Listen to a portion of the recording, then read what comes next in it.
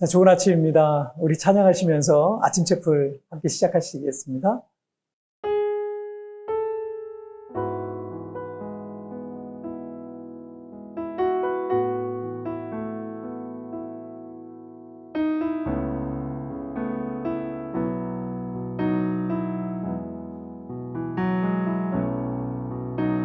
내게로부터 눈을 들어 주를 보기 시작할 때 주의 일을 보겠네.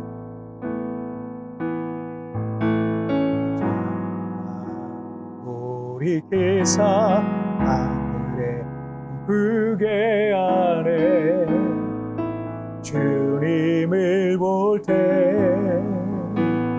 모든 시선을 주님께 드리고 살아계신 하나님을 느낄 때 내 삶은 주의 역사가 되고 하나님이 일하기 시작하네. 모든 시선을 주님께 드리고 전능하신 하나님을 느낄 때 세상은 주의 나라가 되고 하나님이 일하기 시작하네. 우리 같이 기도하시겠습니다. 살아계신 하나님 아버지 감사합니다. 오늘 이 아침에도 우리 하나님 앞에 예배하며 하루를 시작합니다. 주의 말씀으로 나를 가르쳐 주시고 깨닫게 하여 주시고 오늘도 하나님의 말씀에 따라 믿음으로 순종하는 하루가 되게 하여 주옵소서. 감사하며 예수님의 이름으로 기도하옵나이다. 아멘. 자, 오늘 우리에게 주신 하나님 말씀은요, 마태복음 26장 6절부터 13절까지의 말씀 제가 봉독해 올리도록 하겠습니다. 예수께서 베다니 나병 환자 시몬의 집에 계실 때 한 여자가 매우 귀한 향유 한 옥합을 가지고 나와서 식사하시는 예수의 머리에 부으니 제자들이 보고 분개하여 이르되 무슨 의도로 이것을 허비하느냐, 이것을 비싼 값에 팔아 가난한 자들에게 줄 수 있었겠도다 하거늘 예수께서 아시고 그들에게 이르시되 너희가 어찌하여 이 여자를 괴롭게 하느냐, 그가 내게 좋은 일을 하였느니라. 가난한 자들은 항상 너희와 함께 있거니와 나는 항상 함께 있지 아니하리라. 이 여자가 내 몸에 이 향유를 부은 것은 내 장례를 위하여 함이니라. 내가 진실로 너희에게 이르노니 온 천하에 어디서든지 이 복음이 전파되는 곳에서는 이 여자가 행한 일도 말하여 그를 기억하리라 하시니라. 아멘. 오늘 본문은 죽었던 나사로의 그 누이 마리아가 예수님께 향유를 붓는 사건이 나옵니다. 이 사건은 사복음서 전체 각각 다른 관점으로 기록되어 있는데 그만큼 성경을 기록한 저자들에게 아주 중요하고도 의미가 깊은 이야기였다라는 것을 의미하고 있겠죠. 또한 예수님께서도 이 사건을 통해서 성경을 읽는 우리들에게 꼭 전하고픈 그런 메시지가 있으셨다라는 것을 우리 짐작해 볼 수 있습니다. 7절 말씀을 보실까요?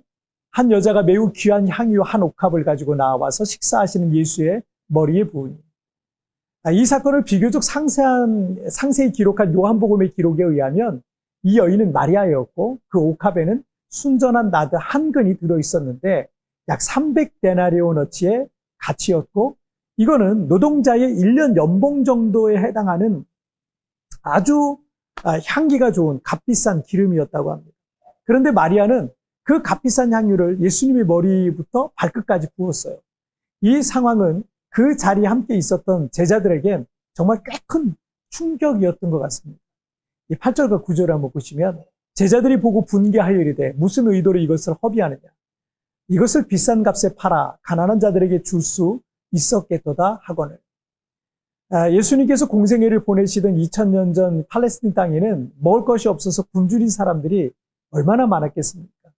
지금 우리가 살고 있는 여기 필리핀 땅에도 이 차를 타고 가다가 사거리 같은 곳에 신호 기다리고 정차하고 있잖아요. 그러면 뜨거운 아스팔트 위에서 맨발로 구걸하는 이들을 흔하게 볼 수 있어요. 거리를 걸을 땐 구걸하는 이들과 노숙자들을 더 많이 만날 수 있습니다. 그중엔 어린 소녀들이 싱글맘이 돼서 갓난아이를 아는 채 구걸을 나오기도 하고, 어린 꼬맹이들을 앞세운 노숙인 엄마들이 구걸하기도 합니다. 저도 지나가다가 종종 그런 아이들을 만나면 데려다가 빵하고 음료수도 사줘서 보내곤 하는데, 많아도 사실은 너무 많습니다. 그런데 여러분, 2000년 전 팔레스틴 땅에는 하루하루 먹을 것이 없어서 걱정인 사람이 얼마나 많았겠습니까? 그래서 예수님께서 오병이의 기적을 일으키셨을 때 군중들은 예수님을 왕으로 삼고 싶어 했습니다.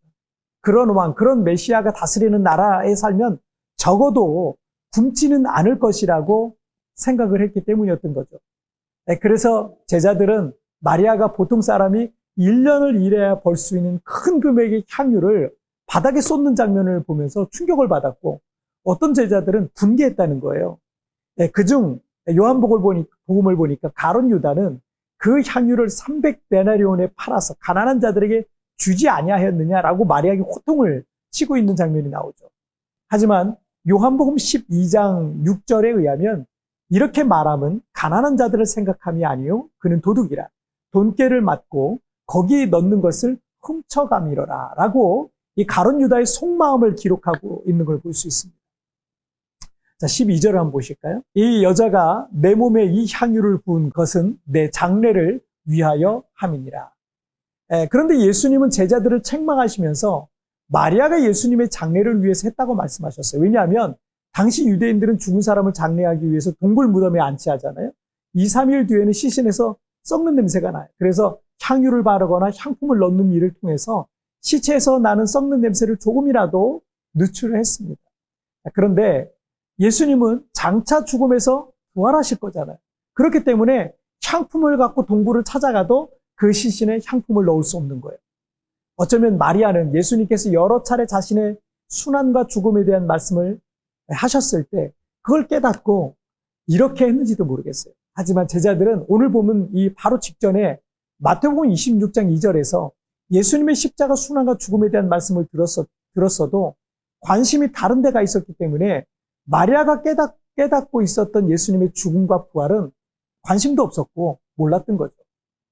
교회를 다니고 예수님을 믿는다고 하지만 사람은 그가 무엇을 바라보고 있는가에 따라서 제대로 봐야 할 것을 못 보기도 하고요. 제대로 들어야 될 것을 못 듣기도 합니다. 누가복음 10장 39절에 의하면 마리아는 주의 발치에 앉아 그의 말씀을 듣더니라는 기록이 있어요. 마리아는 예수님의 말씀을 하나라도 놓치고 싶지 않아서 주님만 바라봤던 여인이었던 것을 그 본문에서 볼 수 있어요. 그래서 예수님의 순환과 죽으심과 부활까지 이 마리아는 어쩌면 깨달을 수 있었던 거죠. 반면에 제자들은 장차 임할 메시아 왕국에서의 그 권세와 영광과 같은 세속적 야망에서 벗어나지 못했던 겁니다. 교회를 다니되 예수님을 믿는다고 하되 우리의 시선이 어디 있는가 하는 것이 중요합니다. 누구든 무엇을 바라보느냐에 따라서 그 방향으로 가게 되어 있는 거예요. 그러나 예수님을 바라보는 이들은 주님의 뜻을 깨닫게 되고 주님의 기뻐하신 뜻대로 살아가게 되는 거예요. 그는 예수님께 더 가까이 가게 되고 예수님을 더 많이 닮게 되는 겁니다. 과연 나는 요즘 무엇을 바라보며 살아가고 있는지 여러분 오늘 한번 점검해 보시기를 바랍니다. 자, 우리 함께 같이 기도하시겠습니다. 살아계신 하나님 아버지 감사합니다. 사람은 무엇을 바라보느냐에 따라서 그 방향으로 가고 그것에 관심이 있게 되고 또 그 자리에 있게 되는 경향이 있습니다. 마리아는 예수님께 향유를 부었을 때 이미 마리아는 예수님의 죽으심과 고난과 그 부활까지 미리 믿음으로 바라보고 있는지도 모르겠습니다. 그러나 반면에 예수님의 제자들이라고 하는 사람들은 전혀 그것에 관심이 없고 세상에서의 영광과 또 세상에서의 어떤 부와 명예 이런 것만 바라보고 있었기 때문에 예수님이 무엇을 말씀하시는지 그리고 마리아가 그 값비싼 향유를 붓는 것이 도대체 이해가 되지 않았었던 것 같습니다. 하나님, 우리는 과연 무엇을 보고 살아가고 있는지 오늘 우리 자신을 점검해 보기를 원합니다. 성령으로 내게 임하여 주셔서 깨닫게 하여 주시고 마리아처럼 주님을 바라보며 주님을 섬기는 오늘 하루가 될 수 있도록 주님 축복하여 주옵소서. 감사하며 예수님의 이름으로 기도하옵나이다. 아멘. 여러분 뒤편에 나오는 오늘의 묵상 보시면서 개인적으로 묵상하시고요. 짧게라도 뜨겁게 기도하시면서 오늘 하루 주님과 동행하시길 바랍니다. 우리 내일 굿모닝 칩브레스 뵙겠습니다. 여러분 승리하세요. 교회를 다니고 예수님을 믿는다고 하지만 사람은 그가 무엇을 바라보고 있는가에 따라서 제대로 봐야 할 것을 못 보기도 하고 제대로 들어야 할 것을 못 듣기도 하는 것입니다. 최근 내 마음과 시선을 집중하고 있는 것은 무엇이며 그것은 주님께서 기뻐하실 만한 것인지 묵상해 봅시다.